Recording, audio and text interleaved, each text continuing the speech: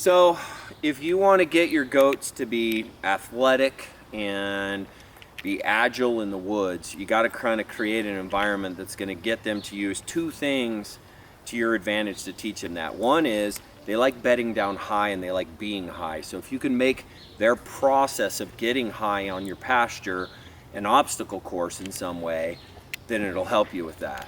The other one is they like to bed down high. And creating kind of a high environment where also they can run the length of it and they're forced to be agile to do it can really be a good way to take, if you happen to buy adults and you are trying to help them how to learn not to be a pasture goat anymore, and if you're buying babies, giving them something to train with literally every day because they'll play on it. So you can see I did a couple of things. If we start over here, these are set at an angle, so they're not flat. And the reason I've done that, when the goats actually stand on these, they're kind of slippery. They actually have to keep correcting. Remember, you're not trying to teach a goat how to be the best climber in the world. You're actually trying to teach them how to be a really good faller. What I mean by that is when they fall and slip and catch themselves, that's the agility. Every goat can hook their hoof on these incredibly small spots and climb, but it's when they slip and catch themselves, that's the agility that they need. So I try to create an environment where they do that. I also try to teach them to do things they're afraid of, like walking over this bridge and coming down in, so they're comfortable with that stuff.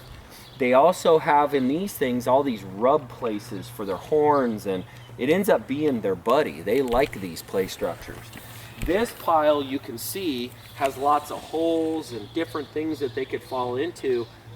It kind of is a little bit dangerous to have out here, but now I've never had a goat hurt because they're constantly learning how to negotiate this, and they're going to be in situations like this in deadfall. I want them to learn here rather than with big panniers on and create problems for themselves in the woods. So if you come over here, you actually see I also built like a log bridge over the water.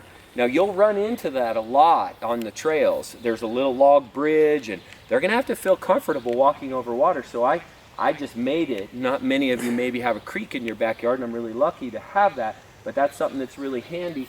But you can see I attach that to go up here. Here's another laying platform, and then again, I just put these big stumps.